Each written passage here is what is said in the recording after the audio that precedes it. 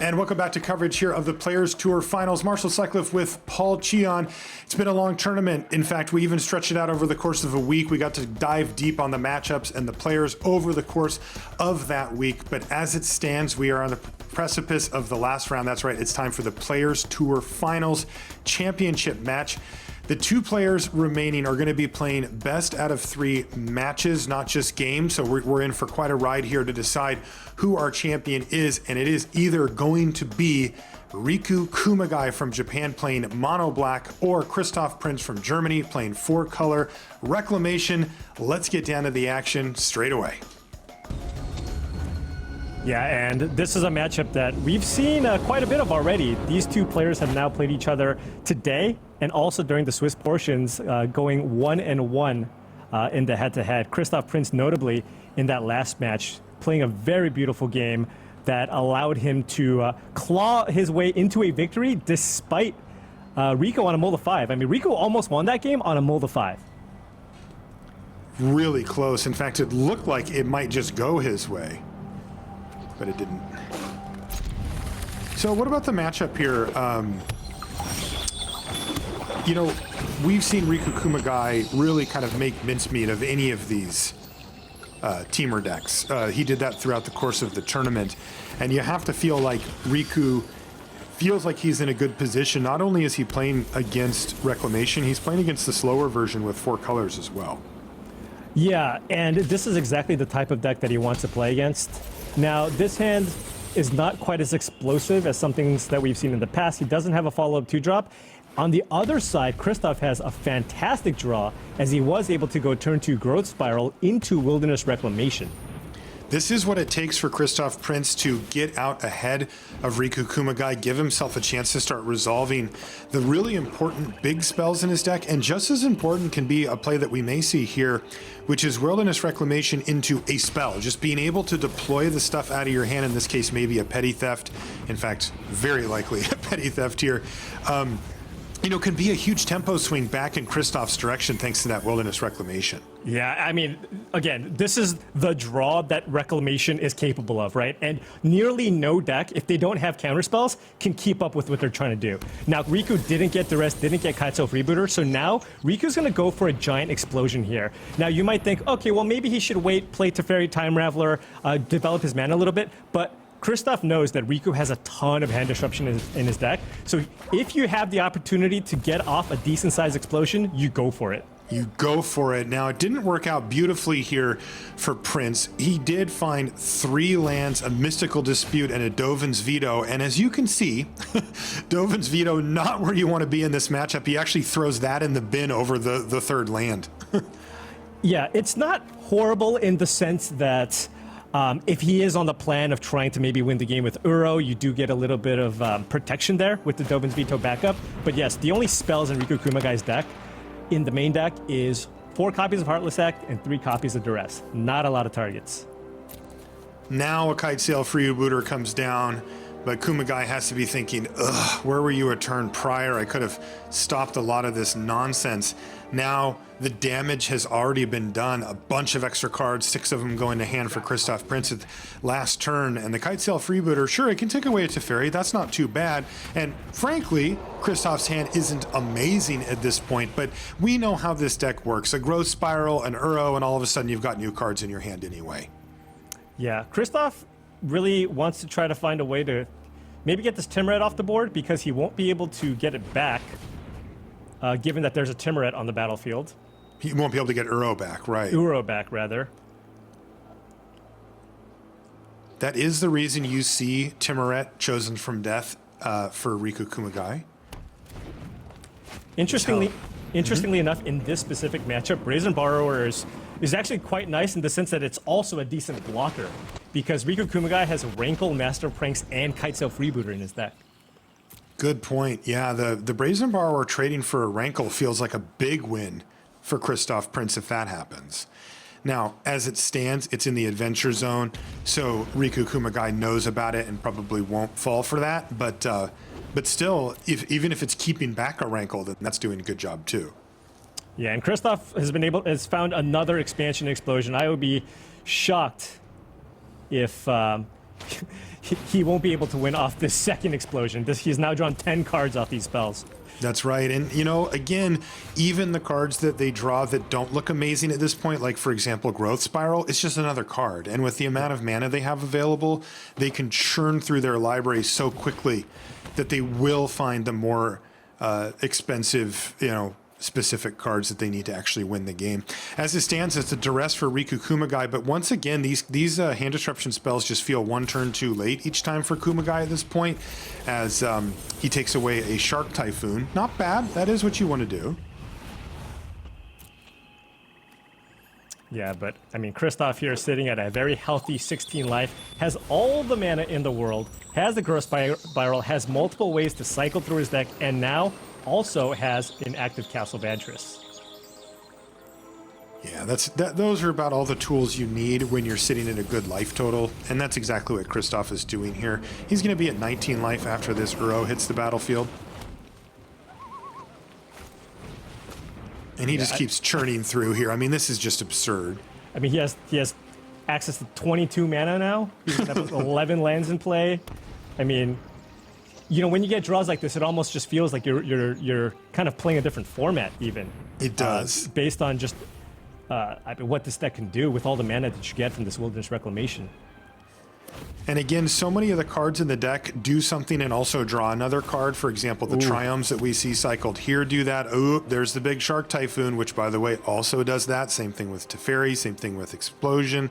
So many of the cards replace themselves in the deck, and you just keep going through the library over and over. And with this much mana, well, it's just hard to miss. Here comes Spawn of Mayhem, but it looks like it's going to get thrown into the deep end of the pool here because Shark Typhoon is going to humph that thing.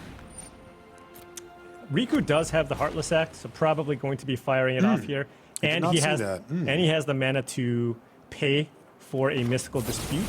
So probably going to go for this here, but I mean, at the end of the day, Kristoff cycled the Shark Typhoon, and Riku's getting in for 4, but Kristoff is going to be getting in for 6 while gaining 3 next turn.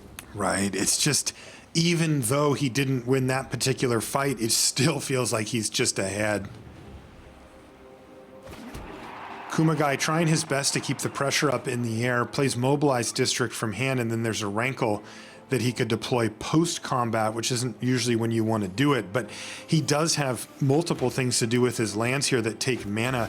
He could activate Castle Lochthwain, or he could use Mobilized District, and so it does make sense for him to get Rankle ran out here. The downside is that Kumagai, I think, had some suspicions about the potential for a Mystical Dispute, and that's exactly what Kristoff has here. Yeah, it looked like he knew about it. And, yeah, I mean, at this point, you know, Kristoff is cycling, looking through so many cards. He does have the active Castle Vantress. Had he not drawn the Shark Typhoon, you probably would have seen a main phase activation on the Castle Vantress and then attack with the Uro to try to find some action. Right. But and ooh, Kenrith too. All right. Yeah, I mean, Kristoff just has it all basically this game. You know, I like your description a lot. This feels like playing a different format when they get this draw. Yeah. Like the stuff they're doing is at least by standards broken. I mean, this is ridiculous what Kristoff Prince has been able to do this game, especially when Riku Kumagai ended up with a reasonable mix of lands and spells and had some good stuff in there, some hand disruption, some good pressure, and none of it has mattered. Yeah, I mean, again, the turn 2 Growth Spiral into Wilderness Reclamation into anything relevant draw is nearly unbeatable, and Riku really needed to have that Kitesail Freebooter or Duress early to be able to deal with that Wilderness Reclamation, and just couldn't find it in time. Yeah, Kenrith will end things on Kristoff's turn here. You see that Shark Typhoon waiting. One of the advantages that Riku Kumagai has garnered over the course of the tournament, though, is one that you see happening here, which is there's an Aether Gust in hand for Kristoff Prince, and it's fairly common for players to play main deck Aether Gust, and Kumagai just doesn't offer up any targets. All right, Kumagai, you're probably going to be seeing the concession here once Kristoff makes a gigantic Shark token here. Kumagai's like, what? It's a 2-turn clock. I got this. Yeah, if you have nothing Yeah. and you scry into nothing, maybe I have a chance. The biggest shark ever. And Kumagai says, fine, I've seen enough. And he's going to scoop him up. That is game number 1 here in our opening match of the championship match, going to Christoph Prince. So the perfect draw, really. And things out of the sideboard here for Riku Kumagai. He makes some adjustments. He has the ability to bring in just about as many hand disruption effects as he'd like. How many do you think he wants here? Not specific numbers, Paul, but just does he want to lean hard on that part of his strategy? I think you certainly want all the duresses because it's really cheap and it allows you to have turns where you double spell, where you go duress into creature. We've already seen him choose to actually not keep all of the copies of Agonizing Remorse that he has. Mm-hmm. And he typically keeps 1 in his sideboard, so he only boards into 2 because he also needs to keep in removal spells for this matchup. And as a result, you can't over sideboard to the point where you just don't have any threats left in your deck. So you've seen him actually choose to not have all the hand disruption that he has available in this matchup. All right, let's see if Kumagai can get off to a good start here. Find some of that disruption. You see Agonizing Remorse in hand for him here after playing Gutter Bones, and maybe knock Christoph Prince at least off balance long enough to get some offense going. And there we go. There's a Duress as well as an Agonizing Remorse, plus 2 copies of of Haunted Nightmare. This is the kind of draw that you want, right? You can knock him off balance and then play out 6 power and start pounding. No, this is the ideal type of hand. This is what Riku wanted in the first game, where you have the 1-drop into the Remorse. You get to try to disrupt what Christoph's trying to do over the course of the next couple of turns, slam a Hunted Nightmare in turn 3, and then follow that up, if he draws land number 4, into Nightmare plus Duress. Curious to see what Agonizing Remorse takes away here. You can see the Growth Spiral, which can be a key. He ends up going for Brazen Borrower, though, really trying to make sure that he can apply pressure going forward. And I think recognizing that the Expansion Explosion isn't going to be relevant for the next few turns, even with Growth Spiral, and he can just take that away with Duress. Yeah, the only thing that we know for certain Riku is going to be mindful of now is when to fire off his removal spells. If Christoph has access to 2 mana, might be a little gun shy because Christoph can copy those removal effects to get one of Riku's creatures. Yeah, that backfired on Riku very badly in the last match. Big draw. Oh boy, finds a Wilderness Reclamation. Riku says, hey, wait a second, that wasn't there when I looked a turn ago. And of course, that's exactly how it goes. So now we're going to see a Duress, and there's 2 really good options with the Expansion Explosion and the Shark Typhoon. You see Teferi's in there too. Yeah, you have to take the Explosion here. You have no way to get Wilderness Reclamation off the battlefield. So next turn, Christoph, if he draws a land, can Explosion for 6 and get that Hunted Nightmare off the battlefield. And I think that's probably going to be enough for Christoph to kind of find his way back into the game. So Riku almost certainly will take this Explosion here. Okay, so yeah, and in fact, in response, Christoph Prince cycled the Shark Typhoon. So really the only good option left, and he takes it away. Now Christoph has absolute ton of mana once he plays that second copy of Wilderness Reclamation. He just needs to find a payoff, and his deck is very good at doing so. Are we going to see an additional Hunted Nightmare hit the battlefield here for Kumagai?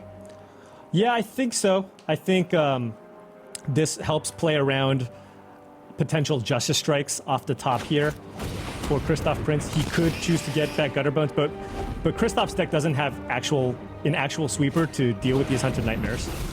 By the way, there's a Shark Typhoon right off the top of the library. Now, that'll do a pretty decent job of trying to set up coming up further, but again, one of the huge benefits to Hunted Nightmare is the fact that it has Menace, and a single Shark token will not be enough to get in its way no matter how big it is. Yeah, and we've talked about this before, that this inclusion of Hunted Nightmare over the more commonly played Rotting Regisaur in this 3-mana slot has paid off dividends for Riku over the course of this tournament because, I mean, look at this. It's just blanking this Justice Strike.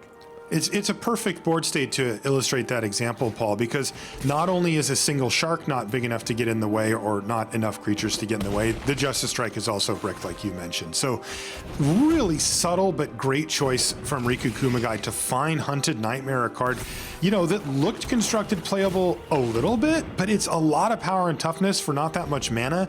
That's kind of all it's really giving you. And frankly, that doesn't usually cut it in Standard these days.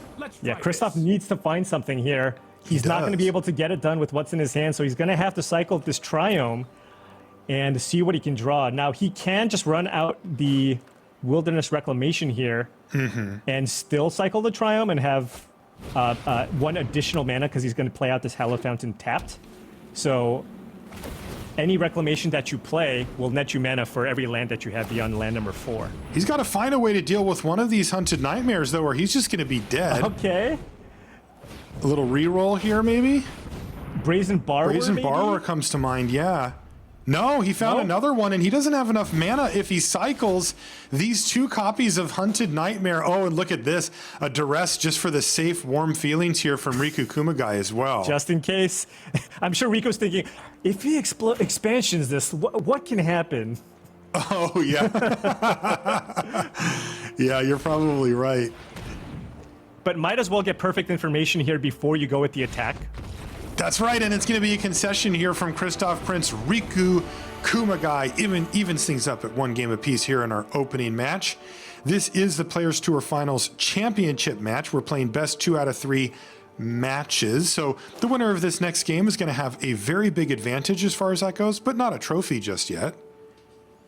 Yeah, still a lot more Magic to be played, and curious to see what Christoph chooses to do on the play here. Oftentimes you do see players adjust a few cards depending on whether or not they are on the player draw. Seems especially important in matchups like this where one turn can make the difference. You know, the difference in the way that the game plays out from Christoph's seat on the player of the draw is huge, not only because of how his deck rolls, but also because Riku Kumagai, if he gets to be on the play, can start applying pressure a turn sooner, and that can be the difference between winning and losing. And it looks like a quick mulligan here for Christoph, but he's got a decent opener. Really wanted to see a growth spiral, as you may imagine. This is a great start here from Riku, however. I mean, look at his hand. He's got Knight of the Ebon Legion into Duress, another Knight of the Ebon Legion, followed by turn 3 Spawn of Mayhem. Wow, and now Agonizing Remorse off the top of the library too. Boy, no more lands in hand right now for Christoph Prince, and with no access to Growth Spiral, he's going to need to find one off the top of the library to make it work. Yeah, curious to see what Riku chooses to go for here, either the Teferi Time Raveler or the Wilderness Reclamation. Now, if Christoph next turn chooses to play, draws land number 3, importantly, and just chooses to play Teferi, I mean, it's not going to stay on the board for too long.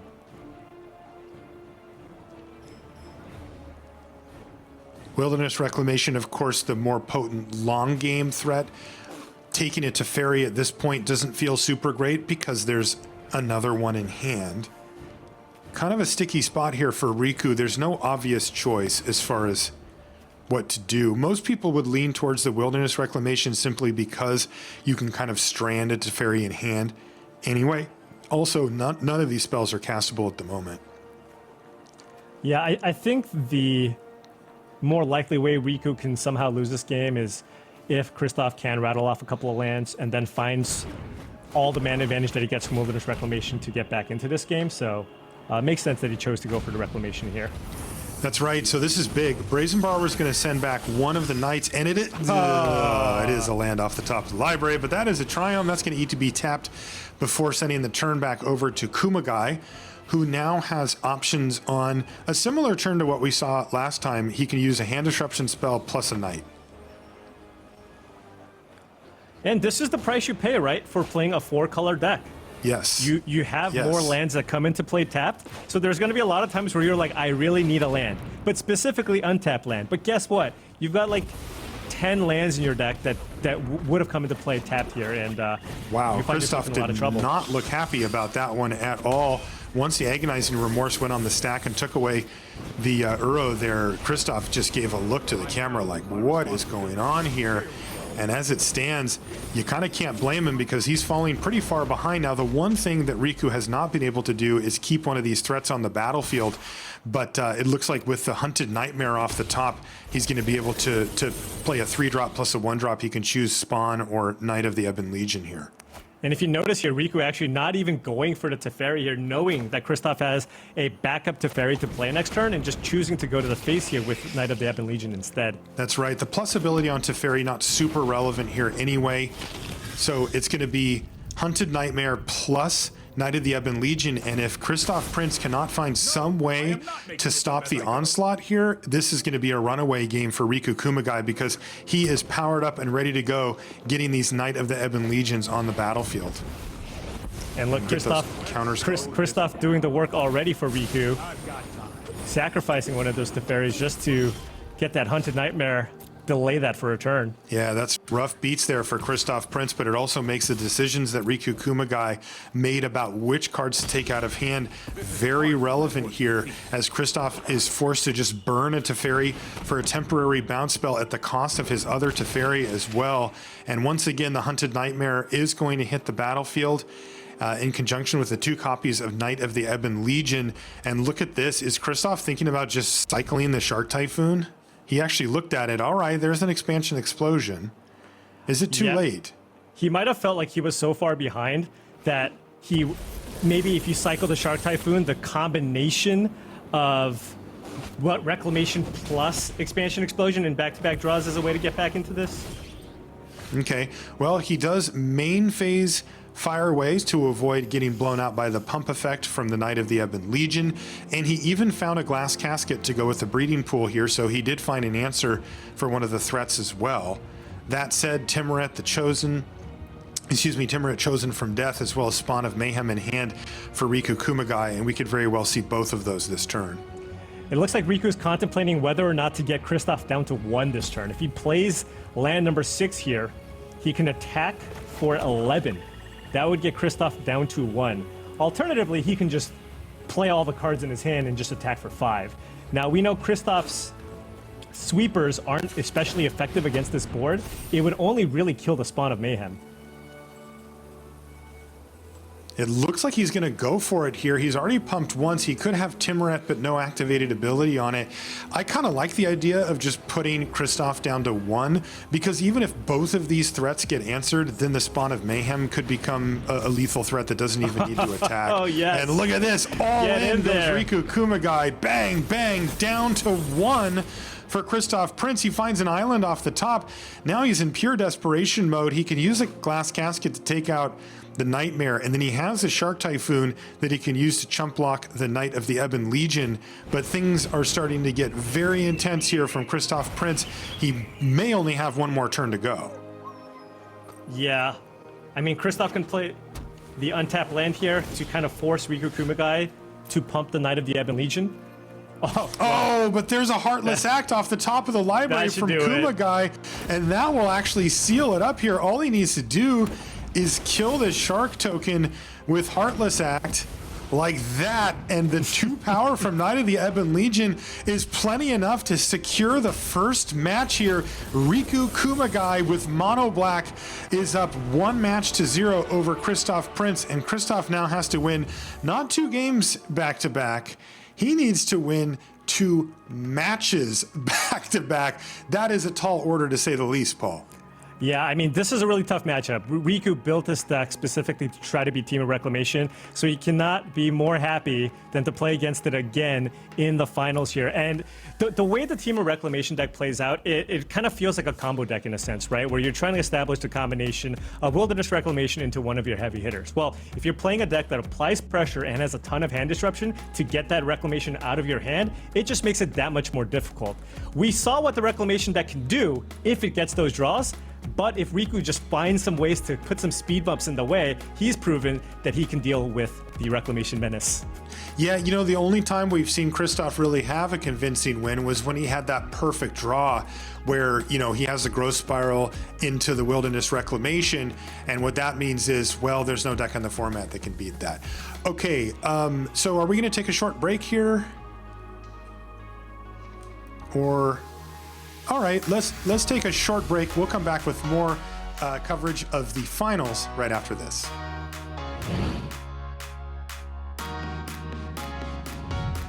Mainly for this type of scenario where, if Tom says go, it's like, I don't really want to run my Nightpack Ambusher, into something like even a mystical dispute kills it here. Oh, but he has a backup dispute. Okay, I spoke too soon. So Asahara knows I can resolve this under most scenarios. That makes sense then. So Omen of the Sea on the stack, this is another opportunity for Asahara to play Nightpack Ambusher and have it resolve. There we go. Okay. So that's another big step towards victory here for Asahara. Well, there's one. Mm-hmm. And there's the battlefield tap though, but it can maybe chain you into it. Maybe it can chain you into another one. All right, left the card on top. But boy, that's a good draw. It is Shatter the Sky on top of the library, but these mystical disputes are just going to take over for Asahara. Yeah. Because we're going to see probably just land go here and then make a 3/3, and now the clock is very real. That is 7 power against an opponent on 14 life, and Tom is very crimped by mana here. Only 4 available. Yeah, Shatter the Sky is the type of card that you need to get back into this, but that's not going to resolve.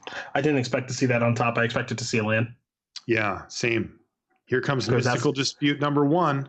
How fast can we turn up the heat here? If we play Brazen Borrower now, we can get in for 10. Does that do anything? I'm not sure how much I'm not sure how much it matters. Let's see, because you're attacking for 4, 5, 6, 7, 8, 9, 10. That means like if a Shadow of the Sky was to be cast and killed everything, which it's not going to. Yeah, we're done. We're done. Steve. It's going to be game because Mystical Dispute in hand just says you don't get to resolve anything. Yeah. Tom White scoops him up, and we have our champion. It's Akira Asahara.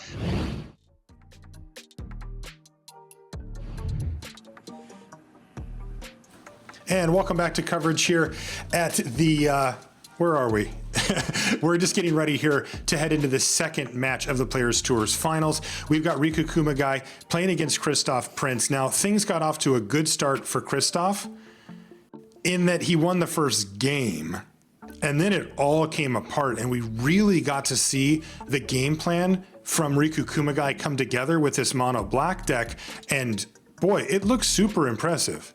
Yeah, I mean, it's been, he's had extremely consistent draws over the course of this event, and you just see it, right? If you have perfect information, like the Reclamation deck kind of falls apart a lot of the times. And sure, sometimes it can win because you can just top deck your way out of it. We saw Prince was able to do that in one of the earlier matches where he was like Shark Typhoon into Shark Typhoon, but that's kind of what you're banking on, because in these average games, you do see Riku kind of enable his game plan of threat, hand disruption, threat, deal. And oftentimes they haven't been able to. That's right. And it's a very clean setup too, right? I mean, we've seen, especially post board, where it feels like every card in the deck is either a direct threat to the life total of Christoph or it's a hand disruption spell. And he's just like, I'm just going to play very consistently, right? His mana base, mono-colored. He rarely has mana issues, and he's been able to deploy that game plan post board very consistently. We are going to see right now if that game plan can carry Riku Kumagai to the championship here, or if Christoph Prince is going to fight back with 4-color Reclamation. Let's head on to the second match here from the championship finals.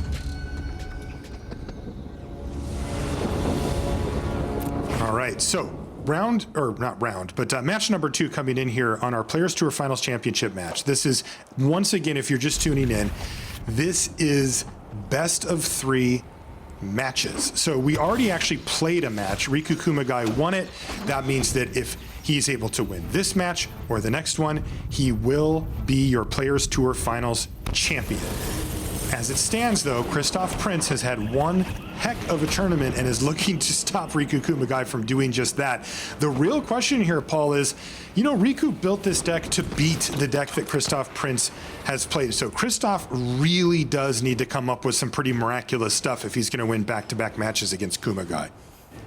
Yeah, I think, if Christoph manages to draw the top 10% of his draws, he can still get there, right?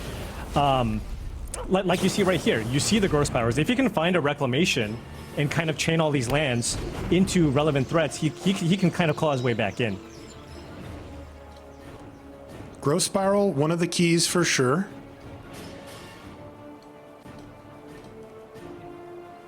And we'll see if this works out.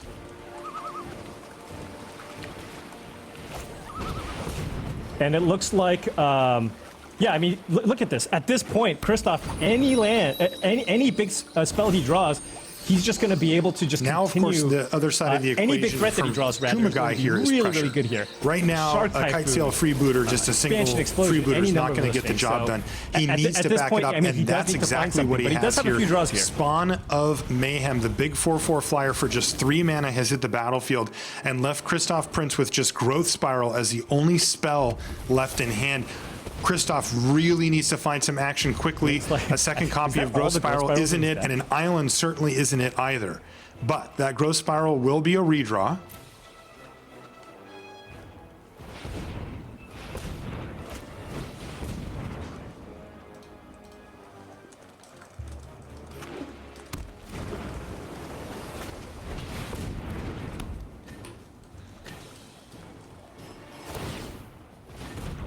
All right, I'm just going to take over. Sorry for the audio issue there. It looks like Paul and I's feeds have been crossed, so I'll just cover it by myself here until we can get Paul's audio sorted back out. Apologies again for that.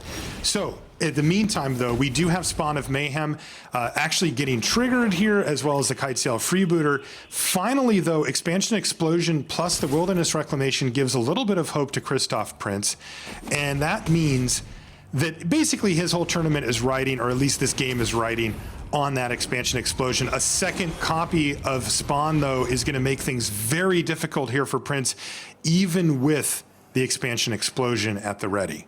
Yeah, but this is just going to be so many cards here. I mean, he has so many cards at this point. He's got Teferi. Interesting that he chose to keep Teferi instead of just try to draw more cards off the Wilderness Reclamation, but it looks like Kristoff, knowing that he's going to be drawing plenty of cards as is. Oh, of course, he can chain them both together here and minimize the damage that he takes here. So now, I mean, we're just looking at a Kitesail Freebooter, and this is exactly the type of start that Kristoff needed to have a chance in this matchup. Just make sure that you develop your mana, so at some point you can just kind of top deck your way out of this. Hand Disruption might be good at slowing you down, but again, with those Growth Spirals, anything is a good draw. That's right. This one got really interesting really quickly. A second copy of Wilderness Wreck made an explosion quite literal. Look at this hand now. All of a sudden, we're going to discard a whole bunch of cards from Kristoff Prince, and the board state is down to just the 1/2 flying Kitesail Freebooter with Spawn of Mayhem back in hand and another one in the graveyard. Now, this Kitesail Freebooter can finish off Teferi, but what did Kristoff find to get the job done here? I mean, it doesn't really, like, it's almost to the point where it doesn't matter because he drew so many cards.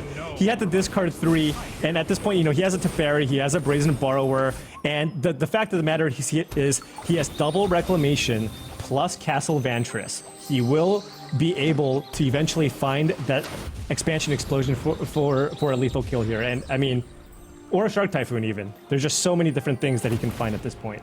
Yeah, and you know, it's that point of inevitability that we talked about in the first one, when this is the type of thing that Kristoff was able to do.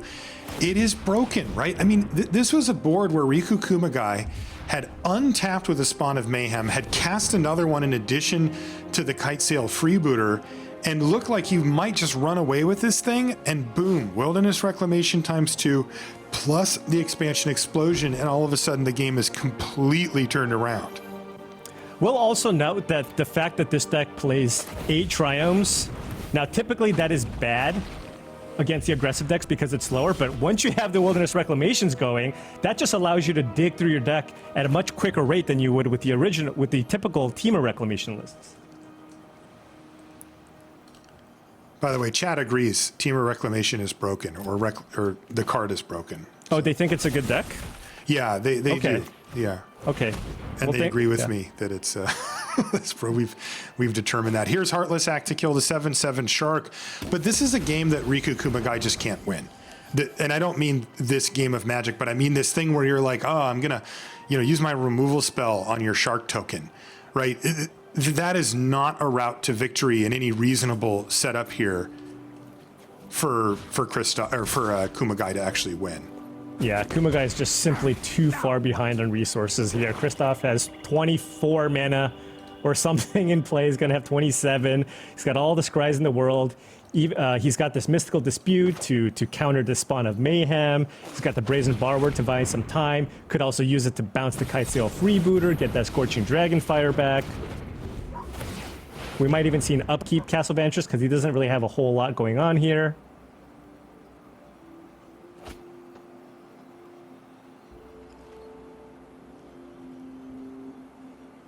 It's like, where's my explosions? That's probably what Kristoff's thinking here. Yeah, he fired off that huge one and hasn't seen one since. He's got infinite mana. I mean, what is going on? This is just ridiculous. Well, we're gonna see up to 6 scries here. So, very close to a tutor at this point. Yeah, you know, and it really is such an important piece of the puzzle because this is their best way to get through their library when they haven't found any of their big finishing spells. This really adds to the consistency of the late game where you're making Wilderness Reclamation from a card that turbos out your best spells to the card that finds your best spells as well. Oh, that's actually a nice combination. He might want to keep Teferi on top. If he keeps Teferi on top, he can go Teferi, bounce into Kenrith, and not have it get Heartless acted. Oh, that's sweet. Yeah, which means he's going to get a ton of card draw triggers, get life gain triggers, once all these Wilderness Reclamations go off. You can see that Ether Gust stuck in hand since we're in game number 1 of a match. We have no sideboards in right now, and the Ether Gust just doesn't have a target. Yeah, and with the combination of Teferi into Kenrith the Return King, Kristoff should now have this locked up. Yeah, this looks like it's just game over here. And interestingly, it kind of mirrors what we saw in the first game of the opening match as well. It wasn't quite as smooth getting here, but with triple Wilderness Reclamation, it's just as much power in the late game, if not more. And that means that Kristoff, once again, is going to simply overpower Riku Kumagai. I mean, this Teamer deck or this 4-color rec deck is the most powerful deck in the format when it does the thing that it does. Kumagai was just hoping to keep him off balance. But, as we have seen in the past, Riku Kumagai has brought a very effective post-board game plan for this matchup, and this is still going to be tough for Kristoff Prince to actually get the job done. Oh yeah, definitely. Riku has been in this exact same scenario already and has been able to come back from it. Now he gets aboard in even more disruption for this matchup.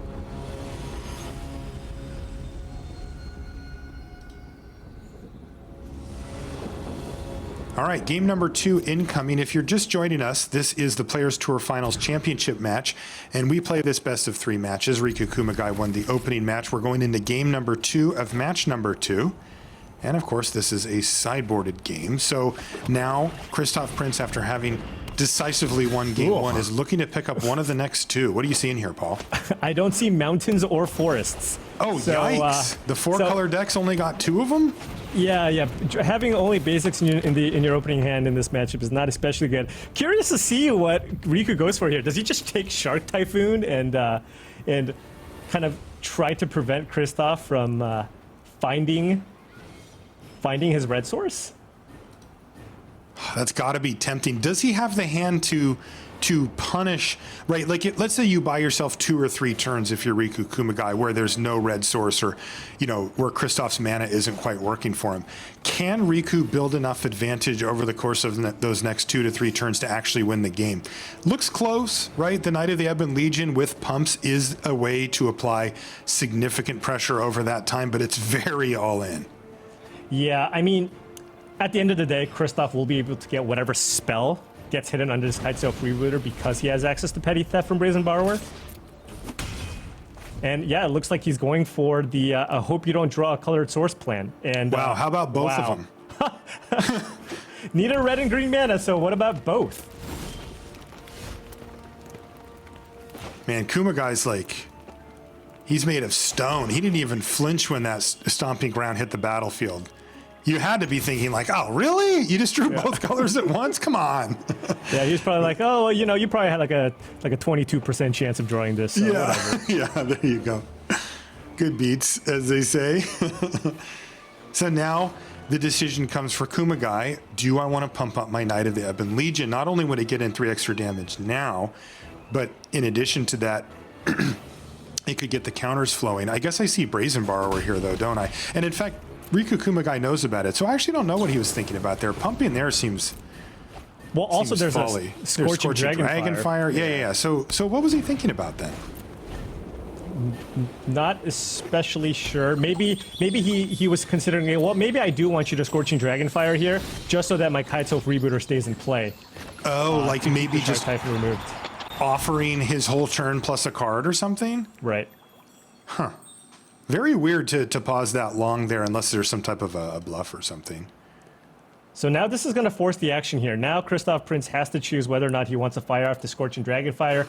I imagine that he will probably get that Kitesail Freebooter off the battlefield because of course he cannot kill this knight that's in play.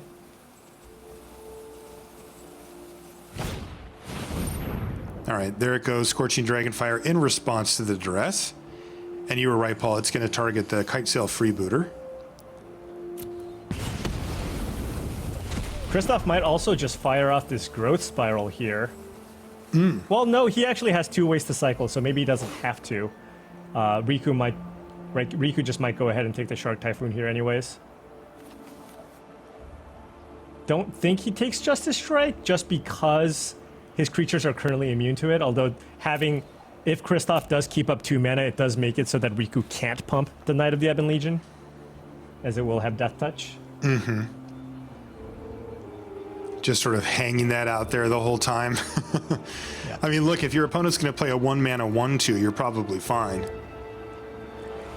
Yeah, I mean, that Shark Typhoon is kind of annoying, right? The fact that Christoph can just make a 2/2 flyer at instant speed also means that Riku won't be able to attack with the Kitesail Freebooter.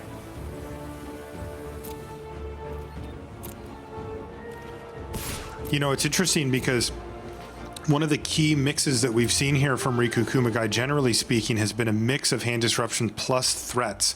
You know, playing one of his 3-drops that have 4 or 5 power or whatever, or 4 power, you know, is the type of thing that you need to really back those up. That has not been the case this game at all. And it looks like Riku's like, I'll just throw away my knight here too. Well, he's forcing the issue. Yeah, he's making him do it. Christoph can't cast Justice Strike, but he can bounce this. So that's what he's kind of... He's just going, look, I'm going to have to play around this petty theft anyways. You do it now. However, I mean, this does buy Christoph a good amount of time because now Riku just has no creatures on the battlefield. Huge amount of time. He's going to have to wait till next turn to even replay the thing. Interesting stuff from Riku Kumagai. We see Uro, Titan of Nature's Wrath, hit the battlefield, if only temporarily here for Christoph Prince, who has Justice Strike, Growth Spiral, Uro in the yard, and Brazen Borrower on an adventure.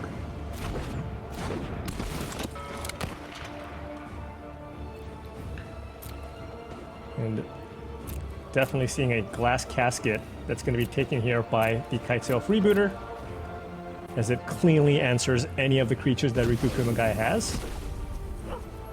This one may be falling apart here for Kumagai. It's looking very rough for him at this point. Just only able to put a couple of power on the battlefield. Uh-oh, there's an expansion explosion off the top. Not castable at the moment, but that's the kind of thing that can end the game in a turn or two. Well, and Christoph has enough cards here to cast Uro, Titan of Nature's Wrath. Riku does have the Heartless Act here. Yeah, he will be able to keep it off the battlefield, but as is custom, Prince is going to leave with a 2-for-1 here. Yeah, still going to be up a card and still going to gain that 3 life, so. That's right. Another land off the top of the library means double pumps for the Knight of the Ebon Legion, and this is Kumagai's best game here. He just pump and We've jam seen this here. before. Boom, boom. That's 8 damage plus a +1/+1 counter. A Triome that is actually needed here for Christoph Prince because it's another red mana source, I believe. I didn't actually see which one it was, but I think it is. Actually, yeah, for sure it is. And that means it is kind of all on Shark Typhoon at this point. Yeah, and you know Riku's not going to be attacking here with the Kite Self Rebooter. We do see the Brazen Borrower here on an adventure. So you're going to see Mobilized District and Knight of the Ebon Legion attack. What's really nice about this too, by the way, is that the Mobilized District has Vigilance. So he also has mana to pump the Knight of the Ebon Legion after attacking with Mobilized District. So if Kristoff did, or in this case does, have Shark Typhoon here for 3, still doesn't really have a good block on the Knight of the Ebon Legion. He can, however, trade with the Mobilized District. And it looks like Kumagai says, you know what, I'm going to go ahead and just pass priority here. And that does bring out the Justice Strike, which again, Kumagai can now respond if he'd like and pump the Knight of the Ebon Legion. Get in for a nice this is hit. big. Actually, if Riku now responds with the pump, Kristoff can let that resolve. Oh, no. Oh, but he didn't. Very heads up there. Really smart from Yeah, explain to us what just happened there. So Riku floated the mana. He floated the mana, waited for Justice Strike to resolve, then pumps the Knight of the Ebon Legion so that Kristoff cannot copy the Justice Strike and have the Knight of the Ebon Legion kill itself because it would have Death Touch. Amazing play there from Riku Kumagai to see through what Kristoff was doing. Perhaps a result of what had happened earlier. But, oh no, Deafening Clarion off the top of the library for Kristoff Prince, wipes the board and leaves Riku Kumagai with nothing, although he did just find Rankle, Master of Pranks, off the top of the library. Right, but That has Kristoff to be drew one of another. his best draws. But Kristoff has Brazen Borrower here. Yeah, right? or even Strike. Yeah. Riku can't even attack. Wow.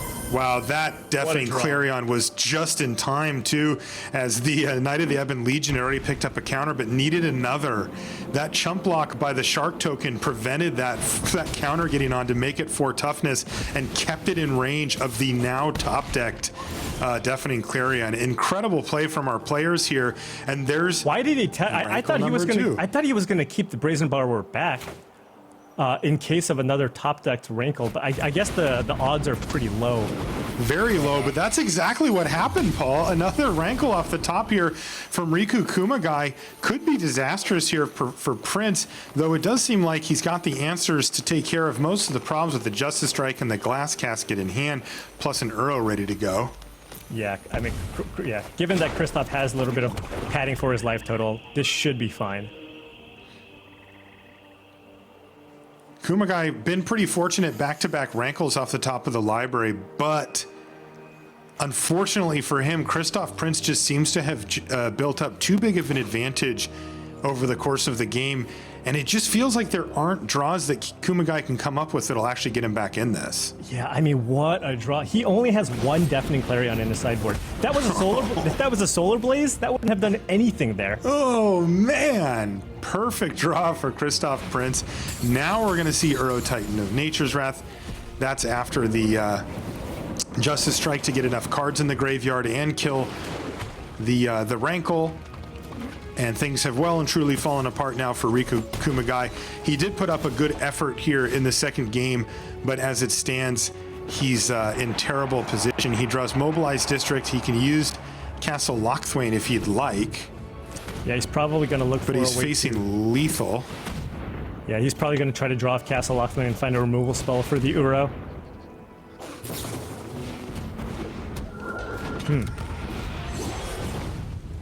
That's really interesting that he chose to play the Spectral Sailor. I don't know if for sure he was going to win, but I'm not sure Riku knew about the Spectral Sailor that Kristoff kept out of the sideboard. Kumagai may be taking note of that. Yeah. But as it stands, Kristoff Prince picks it up here and picks up match number 2 in our Players Tour Finals Championship match. As I mentioned before, we're playing best 2 out of 3 matches. So that was a critical juncture there for Kristoff, because now we've narrowed things down to just 1 match to decide who's going to win it. We're going to take a short break, but when we come back, we will bring you coverage of that very match. Don't go anywhere.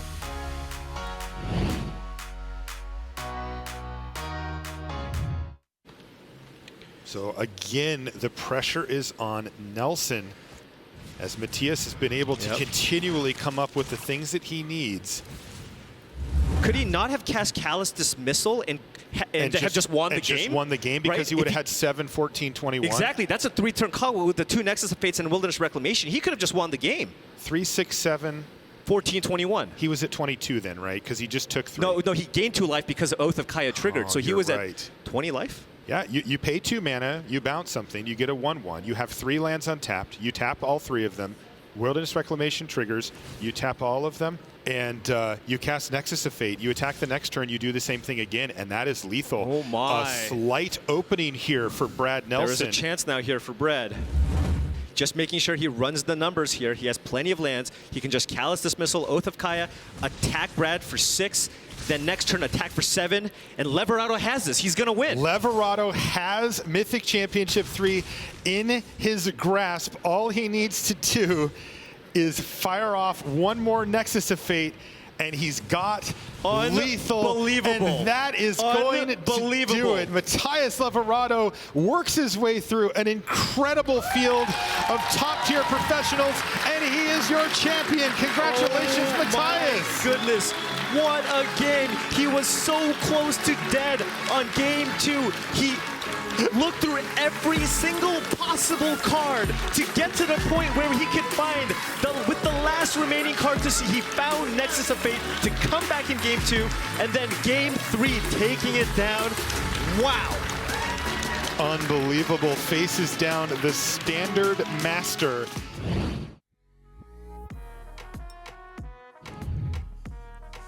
And welcome back to coverage here at the Players Tour Finals. This is the championship match. And Paul, one of the huge questions coming into the tournament, of course, was Reclamation decks. Were they going to reign supreme or were they not? As it turns out, about a little over 50% of the field were Reclamation decks, huge number. 50% of the top 8 were also Reclamation decks, and now 50% of our final is also a Reclamation deck with only 1 more battler to go, and it happens to be a deck that was designed to beat Reclamation. What do you take away from the big picture here for the format right now? I mean, I think the big takeaway is if you did want to build a deck to have some success in this field, in a metagame full of Reclamation decks, you can do it, right? We saw Mike Jacob, we saw Riku Kumagai have success with this deck. However, despite all of this, everybody was gunning for Team of Reclamation. But guess what? There's still one in the finals. Half of the decks in the top 8 were still Team of Reclamation decks, despite everybody trying to beat this deck. Which tells me that even if you try your best, this is still the deck to beat.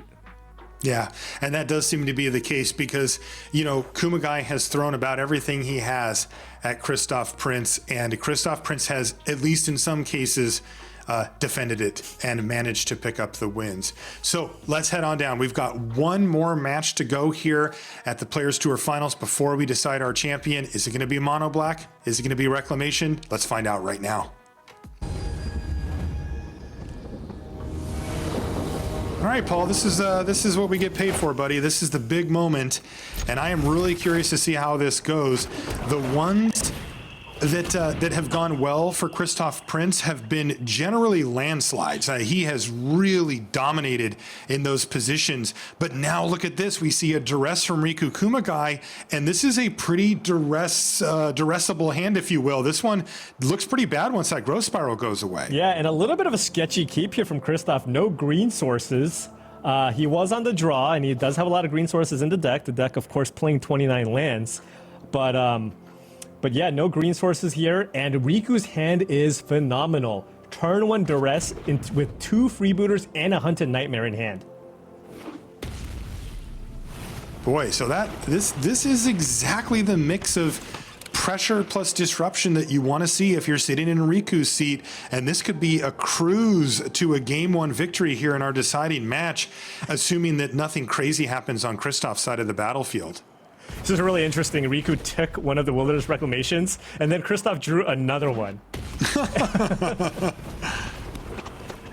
Still, with the growth spiral left in hand here, and 2 tap lands to kick things off, and no green mana available, Riku Kumagai says, you know what, you can hang on to it for a minute. I'm just going to play a 4/5 for 3 and pass the turn back. So Kumagai has done his job. He has disrupted long enough to be able to get a significant board on the battlefield here, and now he can just try to protect it and cruise to the victory. He has another kite sail freebooter, and yes, even a gutter bones to follow up as well. Yeah, but Christoph does have Mystical Dispute here. And Riku, knowing that, trying to bait a Mystical Dispute on the gutter bones, but Christoph is not going to fall for it here. So now Riku probably is going to have to run out this freebooter. Christoph can now counter this and then drop Wilderness Reclamation next turn. Right, this does prevent him from growth spiraling now if that ends up being relevant for some reason, but otherwise Riku just had to kind of throw that freebooter in the bin. There's the Wilderness Reclamation though, that's going to untap the lands. You see the growth spiral and you see Expansion Explosion in hand here for Prince. This was tough. Riku really needed another threat here because next turn, Christoph will have the answer for the Hunted Nightmare. So this turn, he's going to take 7, go to 5. If he drew another threat here, another 2-power threat, Christoph could have been able to deal 5 damage to Hunted Nightmare, but still would have been facing a lethal attack. Now that is not an issue. There's a Wilderness Reclamation, which is going to get a couple of extra cards in the hand for Christoph Prince off of the Expansion Explosion, or perhaps let him leave a little bit of mana available depending on how he wants to play it. Let's see what he does. Yeah, I think you want to put yourself in a situation where, I don't know how many cards this is, but potentially give yourself the potential of having a Mystical Dispute up for a potential Rankle off the top, or maybe even something. I think Rankle would be the big one here. So he might want to make sure that he has some answers to that. So if he either a Mystical Dispute or something like give himself the option to draw Petty Theft would be what he wants to do here. Yeah, that looks like what he's done here, and instead he found Growth Spiral and an Uro, but critically Rankle? the 4/5 Hunted Nightmare is in the graveyard, and no, it was not a Rankle off the top, Paul. It was a Blacklance Paragon, a fine threat, but it's not going to matter this turn when Riku really needed it. Yeah, and Riku just debating whether or not he wants to play a Blacklance Paragon here, while Christoph Prince cannot run out a Mystical Dispute, it looks like. Boy, this hand was so perfect for Kumagai, and he's still falling just slightly short. Now, this isn't over yet, but Christoph Prince's hand is going to look so different by the time the Wilderness Reclamation triggers are done that we don't even know how this game is going to look, because the Uro and both Growth Spirals plus the draw step is going to mean 4 cards that we don't know about yet are going to go into Christoph's hand before the turn's over. One interesting point in this game was the turn 3. Riku could have potentially considered playing that Kite Sail Freebooter Yes. instead of running out the Hunted Nightmare. Now, of course, you want to be putting on as much pressure as possible, but you know that Christoph on the next turn has access to Mystical Dispute. So if he draws a green source, Mystical Dispute or Kite Sail Freebooter, then plays a Wilderness Reclamation, he's right back in the game. All right, he fires off a Growth Spiral on end step. Puts a land into play off of that. His draw was a Teferi, then he drew a Temple Garden for the turn. So But again, you know, going back to the point we made earlier, all 3 cards in Christoph Prince's hand replace themselves. Right. Now, he's going to go to 5, and then he can play a Teferi here, bounce Blacklands Paragon, and because of Teferi's text, Riku cannot replay it at the end of turn. That's right, really annoying for Riku, who played it as conservatively as possible to get that Blacklance Paragon on the battlefield around the potential for a Mystical Dispute, but still somehow isn't going to have it. Oh, it looks like Uro, Titan of Nature's Wrath, is actually ready to come back straight away, which will bump Christoph Prince up to 8, but Kumagai at least has an answer here. Yeah, that'll bring Christoph up to 8, and then now Down to 2, so a Rankle is live? Rankle is still a card here that Riku can draw off the top here, I think. Yeah, I mean, we're going to get 2 untaps with the Wilderness Rex, and there's a Growth Spiral still, so there's still a little bit of unknown information from Prince's side. Yeah, but Christoph needs something here. Okay, that's certainly a draw.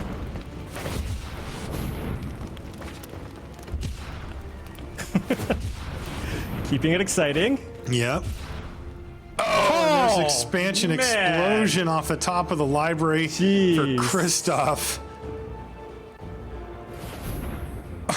They always find it, don't they, Paul? Well, you know, that's why you have all those cycle lands, and it looks like he's actually keeping it back here. If it's not a lethal attack, because there's no reach in Riku's deck, Kristoff can actually just wait to see if Riku has a hand disruption spell. If he doesn't, I think Kristoff just has lethal here, right? Because he has 10 lands in play, that's 30 mana. He can explosion for 26. Oh, right.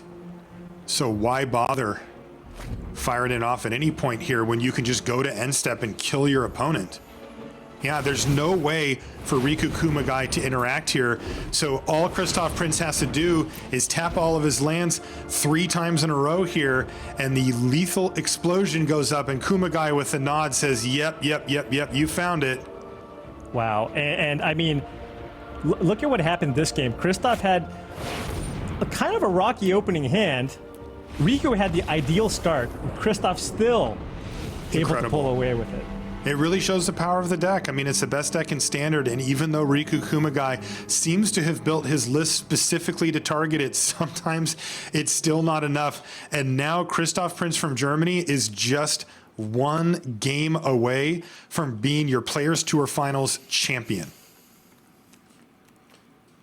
Kumagai, though, does get to significantly alter his list post-sideboard, and I have to feel like he's favored, at least in each of the games. Now, that wouldn't make him a favorite to win the thing, but he definitely has a fighting chance here if he could just put together a couple of nice draws.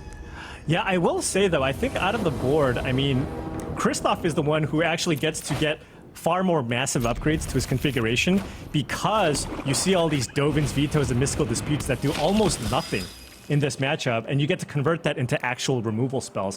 Whereas oftentimes with Riku, I mean, he's boarding in some extra hand disruption, but he has to cut some creatures in the process. It looks like almost like his main deck configuration was already kind of made specifically for this matchup. It does. It really does feel that way. Here's Kitesail Freebooter coming down. Once again, it's going to see Deafening Clarion and Growth Spiral. And Riku considering taking the Growth Spiral here because he has the follow-up Kitesail Freebooter here. Yeah, we've seen this happen quite a bit, where Riku kind of assembles a bit of a house of cards, right? Where he's got like 2 freebooters on the battlefield, both holding good spells. And if those were to go away, or even one of them goes away, then it can kind of fall apart. But if he can keep it standing just long enough to get the job done, then he can win the game before it all matters. Yeah, and Kristoff has to know a hand disruption spell here is coming. You're not going to set yourself up. But I mean, if Kristoff can't find an answer, I mean, this is huge. Riku finding land number 3 here allows him to go freebooter plus Knight of the Ebon Legion here. Yeah, really big. And if you look at Kristoff's hand, it's just all lands. That's it. He's got 5 lands in hand. So the top of the library is going to have to be very kind to Kristoff Prince, because he is going to be taking an absolute thumping next turn. Hey, there's an Uro Titan of Nature's Wrath. That's something. Yeah, that's going to pad the life total. Yeah, back up to 20. Get some mana going. He found an Expansion Explosion, which doesn't look amazing just yet. Yeah, next turn he will be able to Explosion for 2, it looks like. Which means, is a freebooter. Yeah, that's a freebooter, and that's a Clarion. However, the question is, will he be able to deal with those Knight of the Ebon Legions? Because I think if he does that, by the time he gets to cast that Clarion, those Knight of the Ebon Legions are going to be 3/4. That's right. Now Hunted Nightmare was the top deck too for Riku Kumagai. Too much. And that is not going to die to a Deafening Clarion anytime soon. And the pressure may just be too much. You know, the Kitesail Freebooters, even if he gets the Deafening Clarion back, hey, if you don't have a turn to cast him, it just doesn't matter. Oh, it looks like he was actually 1 short on the explosion. I think he's just going to look to cycle the Triome here and hope to find a glass casket. Close. He did find a Brazen Borrower, Paul. Yeah, but I think this was a turn too late. If he had it a turn earlier, he would have been able to get back that Clarion and deal with these Knight of the Ebon Legions. As is, I just, the Clarion itself is just not going to be good enough. No, it's way too slow. Even with some mana ramp there from Kristoff in the form of Uro, he is getting absolutely steamrolled here. 10 damage coming in this turn, and critically, as you mentioned, if the Knight of the Ebon Legions pick up 1 more counter, then they're out of range from a Deafening Clarion anyway.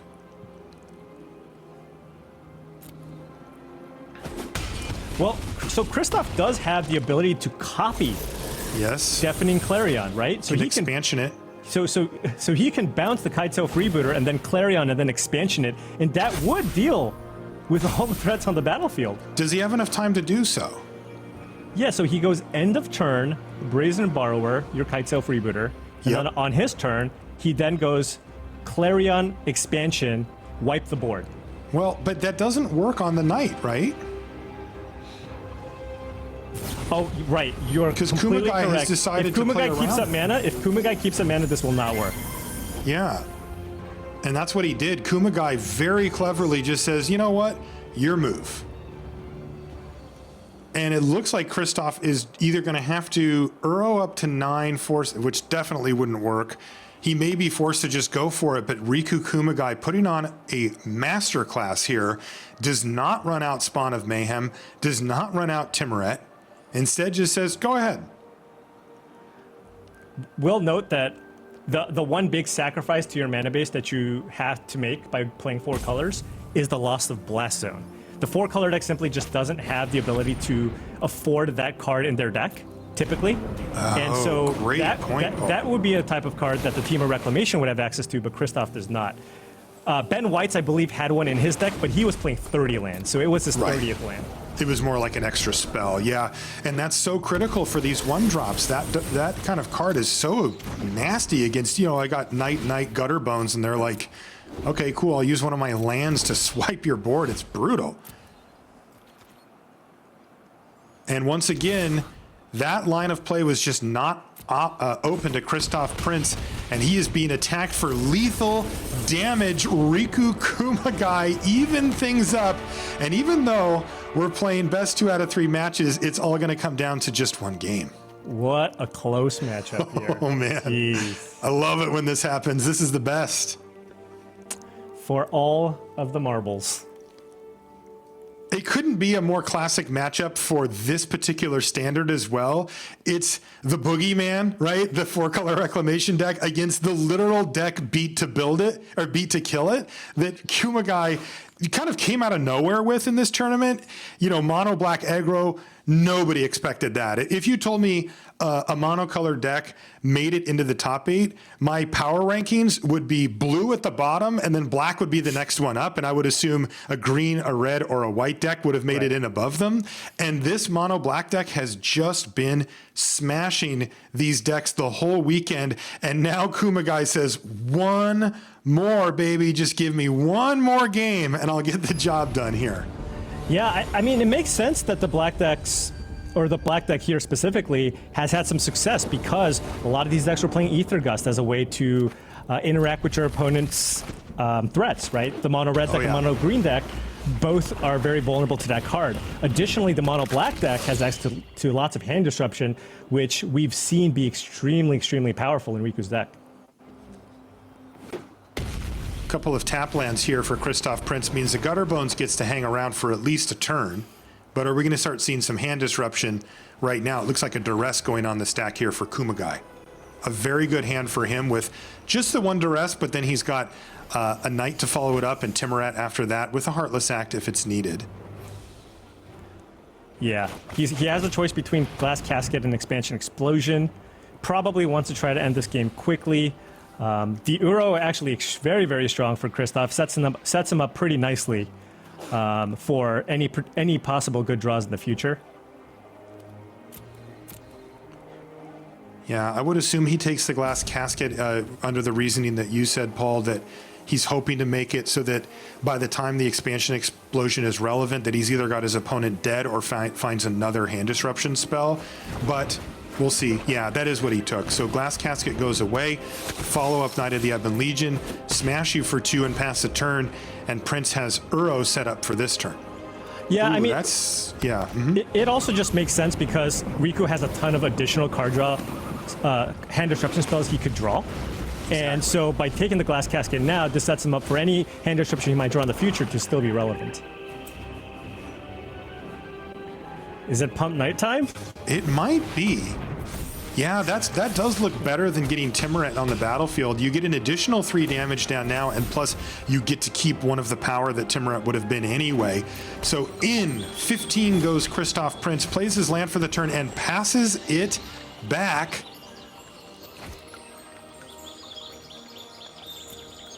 So this is a similar situation that we've seen in the past. It's not quite a lethal attack, but Kristoff does have the option of potentially cycling a Shark Typhoon for 1, and then copying the Heartless Act that Riku casts. However, the Heartless Act would not kill the Knight of the Ebon Legion because Good it does point. have a counter on it. That's right. Ooh, this one's getting very close. Both creatures into the red zone. First things first, Fabled Passage going to get sacrificed by Prince. This is the game that decides the entire tournament. Both of these players having fought their way through 2 days last weekend and a long day today. Kristoff is in Germany where it's quite late at night. For Riku Kumagai, it's actually early in the morning. He's been up all night playing. There's the Heartless Act, though, to kill the Shark. It actually went to the full 3-3. Boom, boom. Another 4 damage, plus the Timoret, plus the counter on the Knight, and past the turn back. Justice Strike was what he found, though. Wilderness Reclamation. Incredible top deck now for Kristoff Prince. What can he do with it? He can Explosion for 4 and kill that Knight of the Ebon Legion that's in play. Wow. He can slam Reclamation here, cast Explosion for 4. If he maybe values the Uro in his graveyard more, maybe he kills the Timoret. But the immediate threat right now is that Knight of the Ebon Legion. Incredible draw My for Kristoff goodness. Prince. Finds the Wilderness Wreck, taps out. Here's the explosion. Jeez. This is one of the last openings that he had. Oh, He and he is goes- actually going to kill Timoret. Wow. Well, he drew 4 lands off of that, Paul. His only spell left is Justice Strike. He is setting up for Uro. Yeah, the 4 lands certainly not great. So he can return Uro next turn and still Justice Strike to kill either the Spawn of Mayhem or the Knight of the Ebon Legion when it gets pumped. Riku Kumagai carefully going over his options. This game just got very, very close. He is going to attack for just the 5. Down to 6 goes Prince. Play Spawn of Mayhem. Nothing left in hand for Kumagai as he passes a turn back and another land off the top for Kristoff. So he has 4 cards in yard, but he does have this Fabled Passage, which gives him the crucial 5th card in his graveyard to play this Uro Titan of Nature's Wrath from the graveyard. This is huge. Uro Titan of Nature's Wrath needs to find something to keep the chain rolling, or Kumagai can find an answer for it, get the Uro off the battlefield, and get this thing done. He's going to be at 9. That's not a taking spell. 4, 6. He is going to have to block no matter what. In fact, he's going to have to chump block the Knight of the Ebon Legion. So that's going to open up that Justice Strike there. Yeah, I mean, Boy, so many lands for Kristoff Prince. he does have Castle Vandross in play, so he'll be able to do some digging, and he's not dead here, right? He is not dead here. No. He's at 9 life. Spawn of Mayhem's going to put him down to 8, and then he has to block the Knight of the Ebon Legion. Riku probably pumps. Mm-hmm. Then Kristoff will go for the Justice Strike, and that would put Kristoff down to 2. Super, super close. The Spawn would be lethal. There are draws here for Riku Kumagai as well. Rankle. It's always Rankle. Rankle, yeah. Heartless Act. It's Hunted Nightmare. That is significantly more pressure, though. So not the worst top deck. Not the one he needed to win right now, but definitely a good one. Riku now, I mean, remember, Kristoff drew 4 cards. Riku has to try his best to figure out which cards he's willing to play around and which cards he won't, right? For example, Shark Typhoon, don't think he can play around that one, right? Mm-hmm. But maybe he can sniff out a Justice Strike. Right. And if he does that, the correct thing to do might be to just attack with Spawn of Mayhem. That is not what Riku came to do, though. He came to game all of his creatures in the red zone. Kristoff Prince is going to force the issue by blocking with the Uro. That is going to draw out the pump from Riku Kumagai, and the Justice Strike is going to hit the Knight of the Ebon Legion. Yes, it's only taking 7 against 8 toughness, but it does have Death Touch, so it will die. 6 damage to Kristoff Prince leaves him at just 2, and he is in desperation mode now, facing down a Hunted Nightmare, which is also lethal. All right, this Castle Vandross needs to find something. Nope. That is not gonna Bottom. The 2 best words that Riku Kumagai could possibly see here are bottom. 5 lands in hand for Kristoff Prince. Is there anything Oh, he's thinking about going for the upkeep Castle Vantress and counting out his mana here. No, I think He finds another land. It's a Ketria Triumph, though. He will be able to cycle it and see if he can find something else. He can still go for the cycle here for more information. He might just choose to attack here instead. Mm-hmm. Draw a card. I think before the last possible card he can draw, he's gonna have to scry with the Castle Vantress, then try to draw that card. But given that he drew the Ketria Triumph, he could see if he could look for a little more information here. It looks like he's lining up the Castle Vantress activation pre-combat so that the Uro can put it in. no! And there was 2 more lands on the top of the library, so You let's have to go attack. bottom, and he's have got to to find attack. something cold off the top of the library. It's Oh! a Shark Typhoon. Is that enough? It doesn't feel like it. He's going I to don't be at think 4 so. after the Spawn of Mayhem. That means that the Hunted Nightmare is lethal. So he's gonna need to find an additional card here off the Yes. Shark Typhoon. And he doesn't want to go to 3 because if he goes to 3 here, if he doesn't want to shock. Because then if he goes to 3, then he'll go to 2, which makes Gutterbones also a lethal attack. Exactly. Oh my goodness. So many lands for Christoph Prince. He needs to find an answer for this Hunted Nightmare. Oh! He did. He just found did. a Brazen Borrower. That was huge! That is massive.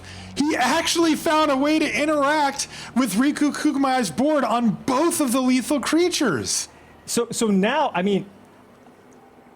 So he could choose to bounce the Spawn of Mayhem and he won't take that 1 point of damage here. But I think more importantly, he wants to not take... He wants to not take damage here from the Hunted Nightmare. So... From the Spawn? From the spawn, what? Yeah, because the spawn will be able to get in for a clean attack here. Looks like he wants to be mana efficient, and he will bounce the Hunted Nightmare. Okay. That will still leave him plenty of mana left over with the Shark Typhoon. He can make a 7/7 or whatever and so hope that close. Kumagai doesn't draw anything, which he did not. It's Both Typhoon creatures time. are going to come in. It's time for the big shark to come down and eat the devil. And now Christoph Prince is wondering, what do I Typhoon for? Oh, for all of it. He's just doing all you of have it. it, He you just have says, I it. want an 8/8. Thank you. This sets Christoph up for a lethal attack next turn if he goes for 7. He went for 5. And he found another land, so it's just going to be eat the spawn. This is an attack for 11. Not quite lethal for Christoph. It is not. He's 1 Interesting. short. Interesting why he didn't go for the extra, the potentially lethal attack here. Yeah, I'm surprised too. So Christoph needs to I can't massively believe break Christoph here? is still alive. He has, yeah, he needs to brick off super hard here for Kumagai to win this thing. It's another copy of Uro. and that should be good enough, right? Because now he gets to attack with the Uro, go to 5, play another Uro, go to 8. He also has a Brazen Borrower that he can cast at instant speed to block a potential Rankle off the top too. That's right. He even found Justice Strike to kill the Gutter Bones or a Rankle or whatever. If that were to come down, and Christoph Prince, has he just pulled off the amazing comeback here? He was so far behind. He needed multiple things going into that turn and found them in the form of Shark Typhoon and a Brazen Borrower. He can And just end now it it now. feels like he's taking over. And he knows. Did you see that? I mean, that sigh of relief. He knows. He is going to be your champion. Unbelievable. An expansion explosion into hand on end step. All Riku Kumagai can do is look on helplessly as Christoph Prince puts expansion explosion on the stack, and he is your Players Tour Finals champion. Wow. Oh, what a comeback. Yeah, and guess what? I mean, it's fitting, right? For the champion to finish it off with Wilderness Reclamation plus Expansion Explosion. That combination, time and time again, has proven itself to be the best thing to be doing in Standard. And in this field, where everybody had their eye on beating the deck came out on top. It did. You know, it wasn't enough. It looked like it, right? It looked like it was going to happen. Riku Kumagai had him on the ropes. but he just fought right back and got the job done. And I kind of feel, I'm with you, Paul, it just had to end this way. It had to be Wilderness Reclamation with Expansion Explosion to win the entire tournament. Now we know what the best deck standard is. Christoph Prince is the one who is wielding it. He is your Players Tour final champion, and we have a chance to have a word with him right now. Well, I am here with our Players Tour final champion, Christoph Prince from Germany. Oh my goodness, mate! What a win! You overcame incredible odds to get that game across the line there. Wow. Yeah. I'm pretty out of words here. So. Oh, mate, I absolutely understand. It is a huge moment for you. You've got to talk us through your thoughts, your feelings. I mean, heading into this match, you thought it was a very bad matchup, and obviously, you know, it went right down to the wire. But did you ever think you had a chance of winning? Well, the thing that I might become a Players Tour Finals champion did occur to me when I did get back the Euro in the final game. So, but before that, I was not liking my chances.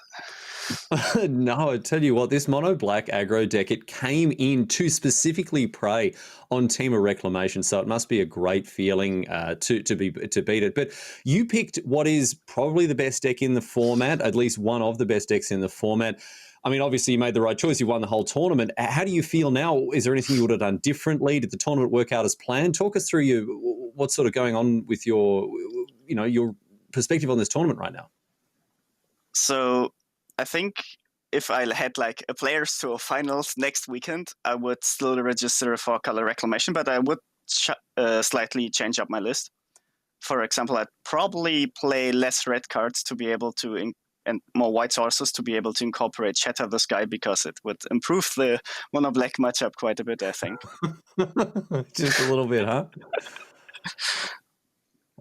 Oh my goodness! Well, wow. I mean, a huge weekend for you last week with a 9-0 win, and now a huge weekend here taking out the trophy. Tell us, what does this mean to you? And also, is there anyone you'd like to thank or shout out here?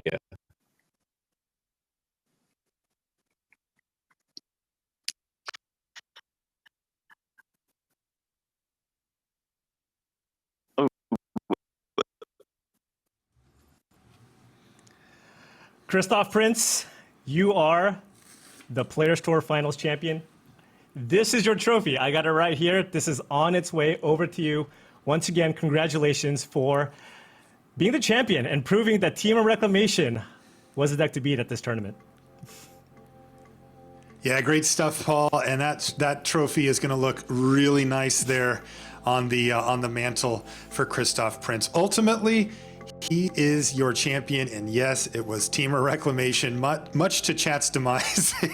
They had a bit of an emotional roller coaster down the stretch there, as we did as well. That's going to do it for us in the booth here. I did want to say thank you to Paul and everybody else who was with us in the booth over the course of last weekend and this weekend. And thank you, of course, as always, to Chat for looking out for us and hanging out. For now, though, we've got all the updates and impressions from the news desk with Maria. Oh, thank you so much, Marshall. It wasn't only a roller coaster for Chat and for you, but for us here watching these games play out. Unbelievable stuff. I feel still like I'm shaky here watching that matchup. It was just back and forth. Unbelievable stuff, Cedric. As someone who has played a lot of monocolored aggressive strategies against decks that are way more powerful than mine, and you're just kind of like, all right, I'm off to a good start. Little disruption, good start, 1 drop, 2 drop, 3 drop, here we go. And then you get a look at your opponent's hand, they don't really have a lot going on, and you're just kind of like, all right, I need you to miss. Come on, brick. And he never bricked, ever. They never bricked. They never bricked, Cedric. So frustrating. Wow, I've got to say, though, what an amazing end to this tournament. Just an incredible championship match. Riley, what are your takeaways? Oh, wow. I mean, look, what a performance from Christoph Prinz, a very deserving champion, 9-0 to begin with, brought it home, and throughout the top 8 has just put on a clinic. No one could touch him. No one could come near this bloke. Seemed to be very reserved, seemed to be very sort of, still processing it, taking it in, but he's got the heart of a champion. And I'll tell you what, this bloke is a very, very worthy winner this weekend. So well done. Even if he was playing Reclamation, well done to our champion, because Christoph Prinz, he has etched his name into Magic history books. Well done, old mate. Good on you. Let's look at the bracket one final time just to kind of wrap up this tournament for last weekend and this weekend. What an epic adventure it was. So much great Magic played out during the whole tournament last weekend, this weekend as well. And that finals, I tell you, it is going down in the history books for me as one of the most exciting matches of Magic that I personally have ever watched. I was rooting so hard for the good guys. Come on, man. Creature decks all the way. But you got to hand it to Christoph Prinz. Like, he made the right call, right? He played the best deck at the right moment. And we've set it in stone, Cedric, that Temur Reclamation, 4-color Reclamation, it is the name of the game in Standard right now. It's Standard's best deck, and a lot of people tried. And taking a look just at the final stages of this bracket, there was the potential for Christoph to play against Michael Jacob or Mono Black again. And Riley, when you interviewed him, he said, "I don't want to play against either one of those decks. I felt lucky to even be able to get by Riku at the top half of the upper bracket, and he might feel as though he got a little lucky to get by him again, but he did." And I will say this, all kidding aside about my little aggro chats there, Christoph Prinz played very, very, very well to maximize his opportunities to continue to get lucky to draw the right cards, because as long as you give your deck, and a deck of that powerful, enough draw steps, they're going to be able to get themselves out of any situation, and that's exactly what happened. I mean, the ways that he used Justice Strike multiple times over the course of those games, his block, cycling, all other stuff, and figure out the best way to sideboard too against that mono black aggro deck. Look, on paper it's a bad matchup, but he found a way to do it, and he didn't get lucky. I won 2 out of 3 games. Like, they had to play a lot of games, and he's your champion, so bravo. Bravo to Christoph Prinz and 4-color Reclamation, but congratulations as well to our players who finished 9th through 16th in this tournament as well. We will be seeing them at the 2020 season grand finals coming up later this year. And just take a look at this list. That's right, we've got Pro Tour champions, we've got Hall of Famers, we've got members of the Magic Pro League, we've got amazing streamers, we've got up-and-comers. Yeah, it's going to be incredible stuff. The 2020 season grand finals coming up later this year. We've added 16 players. We've got to find 16 more from a Mythic Invitational. That is going to be an amazing tournament as well. Once again, congratulations to Christoph Prinz. He is our crown prince. He is the winner of this tournament. And thanks, of course, to you, Cedric and Riley. It's been a blast hanging out with you here in our virtual news desk all weekend long. What an amazing tournament we had this weekend. 145 of the best players in the world came to do battle in one of the most formidable fields in the history of the game. There was heartbreak, there was victory, but most importantly, during this time of staying apart, there was still the gathering. Congratulations to Christoph Prinz, 4-color Reclamation. Thanks to everybody here, the commentators, the players, the crew, and you at home for watching. See you all back here very soon. Stay safe and keep slinging those spells.